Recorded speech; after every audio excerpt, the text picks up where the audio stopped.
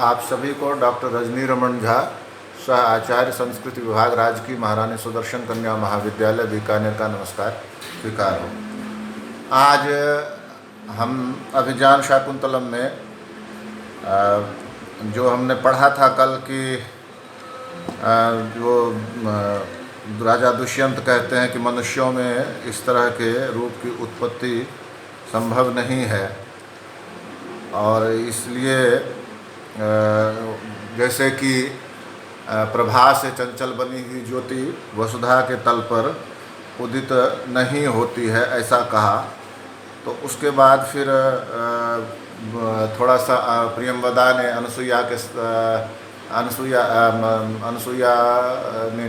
प्रियंवदा ने शकुंतला को लेकर कुछ और पूछना है क्या, ऐसा जब प्रियंवदा को पूछा तो शकुंतला ने कृत्रिम रोष दिखाया। फिर वो जाने को तैयार हुई तो राजा का मन जो हुआ कि उसको रोक ले दुष्यंत का मन, तो उसको जो उन्होंने पद्य में बताया था कि सहसा मेरा मन इसके पीछे गया, लेकिन मर्यादा का ध्यान रखकर वापस लौट आया। यहाँ तक हमने पढ़ा था, और यह भी बताया गया था आपको कि यदि यह श्लोक नहीं होता, यह पद्य नहीं होता, तो मन में किसके क्या घटना घटी यह कैसे पता चलता। तो इस तरह से यह देखा गया इसमें। अब इसके बाद प्रियंवदा फिर शकुंतला को रोकती है। शकुंतलाम निरुद्ध हला नत्य युक्तम गंतुम, तुम्हारा जाना ठीक नहीं है। शकुंतला सभ्रुभंगम किम निमित्तम, क्यों? तो प्रियंवदा कहती है कि प्रिवृक्ष सेचने द्वे धार्यसी। देखिए कितने वो है कोमलता है और कितनी सादगी है कि वो कहती है कि वृक्ष के सेचन में, यानी वृक्ष को सिंचन जब जिसमें जल डालते हैं, तो शकुंतला तुम्हारे ऊपर 2 वृक्षों का मेरा ऋण है। यानी क्या मतलब हुआ कि कभी शकुंतला किसी काम में फंस गई होगी तो उसने प्रियंवदा को कहा होगा कि ये जो पौधे हैं इनमें पानी डाल देना, बांट लिया होगा कि इस पौधे में तुम पानी डालोगी, इस पौधे में तुम डालोगी, इस पौधे में मैं डालूंगी। तो किसी दिन वह नहीं पानी डाल पाई होगी तो उसके बदले में प्रियंवदा ने डाल दिया होगा उस जल में, उस पौधे में जल डाल दिया होगा। तो इस कारण से वो उसका ऋण हो गया किसके ऊपर? शकुंतला के ऊपर। किसका? प्रियंवदा का। तो वही यहाँ वो याद दिला रही है कि वृक्ष सेचने द्वे धार्यसी में यही तावत आत्मान मोचित्वा ततो गमिष्यसि। अब तुम इधर आओ और पहले इस ऋण को चुकाओ। आत्मान मोचित्वा, अपने आप को इस ऋण से निकाल कर ततो गमिष्यसि, उसके बाद ही जा सकती हो। इति बलादेनाम निवर्तयति, उसके बाद बलपूर्वक इसको खींचती है। राजा भद्रे वृक्ष सेचनादे परिश्रांता मत्र भवतिम लक्ष्य। वृक्ष के सिंचन से, राजा कहता है वृक्ष के सिंचन से यह थक गई हैं। यथास्या स्रस्तान सावती मात्र लोहित तलो बाहु घटोत्क्षेपणा दद्यापि स्तन वेपथुम जनेति श्वास प्रमाणाधिका स्रस्तम कर्ण शिरीष रोधि वदने घरमाम भसाम जालकम बंधेम सनसनी चैक हस्त यमिता पर्याकुला मोर्धजा। तो यहाँ ये कह रहे हैं कि घड़े उठाने से इसकी भुजाएं झुक गई हैं, मतलब कंधे झुक गए हैं। घड़े उठाए, कंधे पर घड़ा उठाया हुआ तो भुजाएं झुक गई हैं, और हथेलियाँ अत्यधिक लाल हो गई हैं। हथेलियाँ, घड़ा उठाया तो पहले से ही लाल हथेली, घड़े उठाने से और लाल हो गई। मात्रा से अधिक श्वास अब भी स्तनों से कंपन पैदा कर रहा है।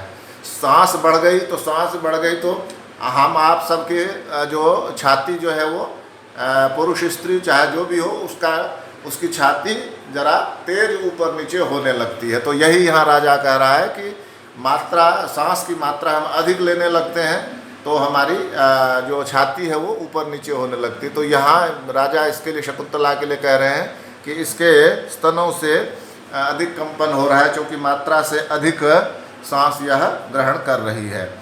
मुख पर कानों के शीर्ष पुष्पों को हिलने से रोकने वाले पसीनों की बूंदों का समूह पड़ा हुआ है। ये जो मुख है उस पर पसीने की बूंदें पड़ी हुई हैं। वो क्या करती हैं कि शिरीष कुसुम जो शिरीष जो उसको हम मौलसरी कहते हैं, सिरस भी बोलते हैं, उसके फूलों को कानों पर लगाती हैं जो वनवासी महिलाएं हैं। कारण उनके पास कहाँ से आएंगे सोने चांदी के गहने, तो वो फूलों को ही अपना गहना बनाती हैं, तो कान पर वो फूलों का गहना रखती हैं। तो जब वो पसीना निकल के कान के ऊपर आया तो वो शिरीष कुसुम जो है वो हिलने लगा होगा, वो भी फिसलने लगा होगा, तो उसको रोका। तो फूल तो रुक गया, लेकिन वो पसीने की बूंदें नीचे मुंह पे आ गई, गालों पर आ गई। तो ये बूंदें यहाँ इसके गालों पर आ गई हैं। और अगली बात कहते हैं कि केश पास के ढीले पड़ जाने से इधर उधर बिखरे हुए केश एक हाथ से पकड़े गए हैं, और बाल जो है वो ढीले पड़ गए हैं, तो वो उसको पकड़े हुए हैं, एक हाथ से उन बालों को पकड़े हुए हैं। इस तरह से राजा उसकी व्यस्तता को, उसकी थकावट को, शकुंतला की थकावट को दुष्यंत बताता है। तदहम एनाम नृणाम करोमि, तो मैं ही इनको नृणाम करोमि, ऋण विहीन करना चाहता हूँ। इत्यंगुलियम दातुमिच्छति, ऐसा कह के वो अंगुली देना चाहता है। उधर उभे नाम मुद्राक्षराण्य अनुवाच्य परस्परम अलोक्य, तो वो अंगुली ऐसे जैसे हाथ बढ़ाता है तो अंगुली जाएगी पहले, तो अंगुली में राजा के नाम की मुद्रा है। मुद्रा मतलब अंगूठी है। आप लोगों को यह मालूम होना चाहिए कि राजा जो अंगूठी पहनता था उसमें उसका नाम लिखा होता था। क्यों? क्योंकि उसी अंगूठी, कोई भी जो राजकीय कागज है, जिसको सरकारी कागज आज की भाषा में कहेंगे, तो वह जो राजकीय पत्र है, संदेश है, उस पर राजा की अंगूठी की मुहर पड़ती थी। तो इसलिए राजा की अंगूठी की मुहर पड़ती थी, इसलिए नाम उसमें होना आवश्यक होता था, और वो अंगूठी राजा के पास ही रहती थी। तो कोई भी पत्र कहीं ले जाए, मान लीजिए कोई दूत कोई पत्र कहीं ले जाए, तो वह प्रामाणिक तब तक नहीं माना जाता था जब तक कि उस पर राजा के नाम की मुद्रा न लगी हो। तो इसलिए हमेशा वह उस अंगूठी को अपने पास में रखता था। कोई उसका गलत उपयोग न कर ले उस मुद्रा का, कि कोई अलग संदेश दे दे और उसमें राजा की मुद्रा लगा दे, तो वह फिर वह संदेश तो सही माना जाएगा, उद्देश्य भले ही उसका गलत हो। तो इस तरह से वह हमेशा अंगूठी को अपने पास धारण करता था। तो राजा के नाम की अंगूठी जब दुष्यंत की अंगुली में देखा, उन्होंने, दोनों सखियों ने, अनसुईया और प्रियंवदा ने, तो दोनों को थोड़ा सा वो हुआ, अचरज हुआ, शंका हुई कह सकते हैं। तो दोनों ने एक दूसरे को देखा। तो राजा अलम अस्मान अन्यथा संभाव्य, राजा कहता नहीं गलत मत समझिए, राज्य परिग्रहो यमिति राजपुरुषम माम अवगच्छत, मैं राजा से उपहार में मिली हुई इस अंगूठी को पहने हुए हूँ। मैं तो राजपुरुष हूँ। राजपुरुष मतलब कर्मचारी, राजा का कर्मचारी हूँ मैं, ऐसा आप मुझे समझें। राजपुरुष सिपाही को भी कहते थे, राजपुरुष सैनिक को भी कहते थे, राजपुरुष राजा का कर्मचारी, राजा से संबंधित किसी भी तरह का जो पुरुष है वह राजपुरुष है। तो ऐसा उसने, राजा ने कहा। शकुंतला आत्मगतम, हाँ पहले कहते प्रियंवदा, तेन ही नार हत्ये तद अंगुलीयकम अंगुली वियोगम। तो ये जो आप कह रहे हैं कि मैं राजपुरुष हूँ, तो ये अंगूठी जो है आपकी अंगुली में ही रहे, अलग ना हो। आर्यस्य वचने ना निर्णय दानी मेषा, आर्य के वचन से ही अब हम अनिर्णा हो गई, मतलब ऋण मुक्त हो गई। किंचित विहस्य हला शकुंतले मोचितास्य अनुकंपिना आर्यण अथवा महाराजेन, मैं सला शकुंतले मोचितास्य अनुकंपिना आर्यण, इस आर्य के द्वारा आप ऋण से मुक्त कर दी गई हैं, अथवा महाराजेन, या महाराज के द्वारा। वो थोड़ी प्रियंवदा बोलने में कुशल है, तो वह शायद ताड़ जाती है कि ये महाराज ही हैं, या फिर यह भी हो सकती है कि भाई महाराज के नाम की अंगूठी है तो महाराज ने ही तुमको अनऋण कर दिया, इस तरह से। तो गच्छ इदानीम, अब जा सकती हो तुम। शकुंतला, जब वह उसको कहा कि अब तुम जा सकती हो, तो जा सकती हो कहने से उसको वह जाना तो चाहती नहीं थी, लेकिन अब उसने कहा कि जा सकती हो, तो शकुंतला आत्मगतम अपने आप को कहती है, यद्य आत्मनः प्रभविष्यामि, यदि अपने आप को अपने वश में करूँगी, यानी जाने के लिए मेरा मन तैयार हो जाएगा तभी तो जाऊँगी। प्रकाशम, फिर वो स्पष्ट कहती है, काम तुम विसर्जितव्यस्य रोद्धव्यस्य वाह। अब यहाँ पर वो पहले तो जाने की बात कह रही थी, और अब जब प्रियंवदा ने कहा कि तुम जा सकती हो, तो वो कहती है, तुम कौन होती हो मुझे भेजने वाली या रोकने वाली। तो राजा शकुंतलाम विलोक्य, राजा शकुंतला को देखकर कहता है, आत्मगतम किन्नु खलु यथा वयमस्यामेवमियमप्यस्मान् प्रतिस्यात्। राजा कहता है कि जिस प्रकार मैं इस पर अनुरक्त हूँ, क्या यह मुझ पर भी उसी प्रकार अनुरक्त होगी। अथवा लब्धावकाशा में प्रार्थना, या फिर मेरी जो इच्छा है वह पूरी हो, उसमें उसको अवकाश मिल गया, उसको गुंजाइश मिल गई है। कैसे, कुतः वाचम न मिश्रियति यद्यपि मदवचो भी, यद्यपि मेरी वाणी में ये अपनी वाणी नहीं मिलाती है। कर्णम ददात्य विमुखम मयि भाषमाणे, लेकिन जब मैं बोल रहा होता हूँ तो ये मेरी बातों को ध्यान से सुनती है। कामम न तिष्ठति मदानन सम्मुखी नाम, भले ही मेरे सम्मुख यह ठीक से खड़ी नहीं होती हो, भूयिष्ठम अन्य विषया न तो दृष्टिरस्या, लेकिन इसकी दृष्टि किसी और वस्तु पर भी नहीं जाती है। तो यह जो संभावना है, यह संभावना है कि कहीं ये इसका भी अनुराग मेरे प्रति उत्पन्न नहीं हो गया हो, यह ऐसी संभावना कोई भी प्रेमी करेगा। तो इसके बाद आगे नेपथ्य से आवाज़ आती है, भू भूस तपस्विन, हे तपस्वियों, सन्निहिता तपोवन सत्व रक्षाए भवत।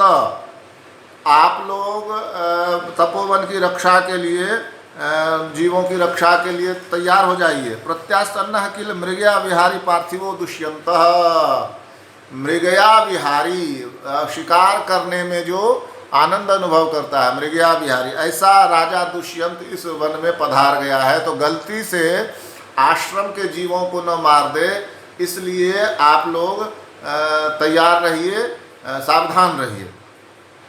क्योंकि तुरग खुर हस्त तथा ही रेणुर विटप विषक्त जलाद्र वल्कलेशु पतति परिणतारुण प्रकाश शलभ समूह इवाश्रम द्रुमेशु।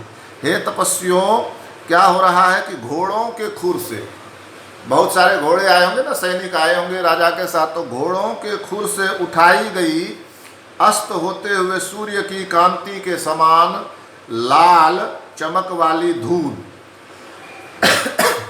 जब घोड़े चलेंगे तो तेज धूल उठेगी, और वो धूल जब तेज उठेगी तो कैसी होएगी, जैसा उस समय वातावरण का रंग होगा। तो वातावरण मानो संध्याकालीन है, तो उस धूल का रंग भी सूर्य के रोशनी के रंग के समान हो जाएगा। तो सूर्य की रोशनी की कांति के समान लाल चमक वाली धूल कैसे आ रही है, तो शलभ समूह है, टिड्डियों के समान।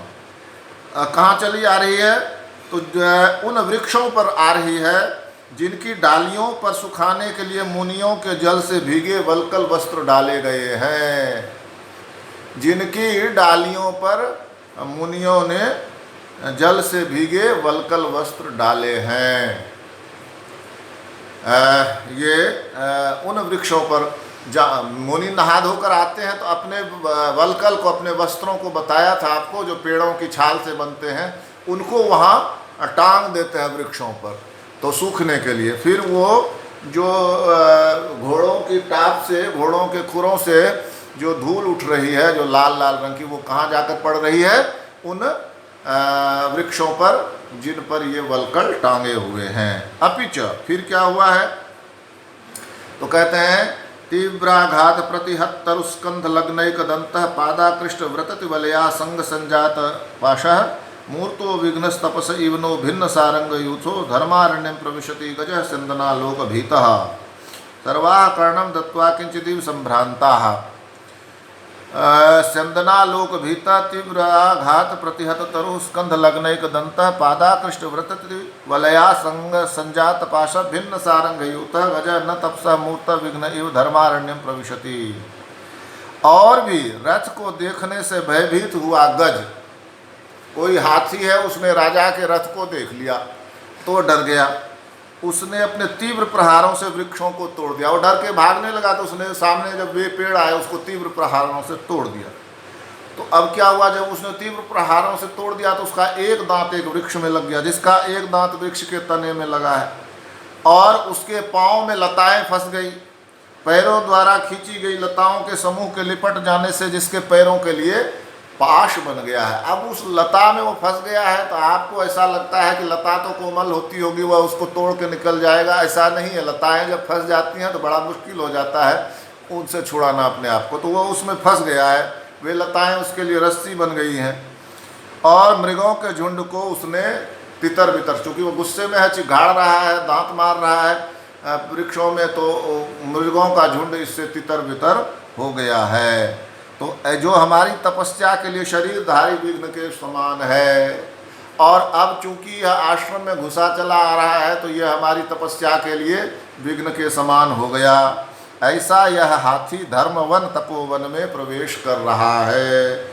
ऐसा यह हाथी, डरा हुआ हाथी धर्मवन में, यानी इस धर्मारण्य में जहाँ ये आश्रम है यहाँ प्रवेश कर रहा है। तो स्वाभाविक है, सब डरे डरे रहेंगे तो तपस्या कैसे होगी।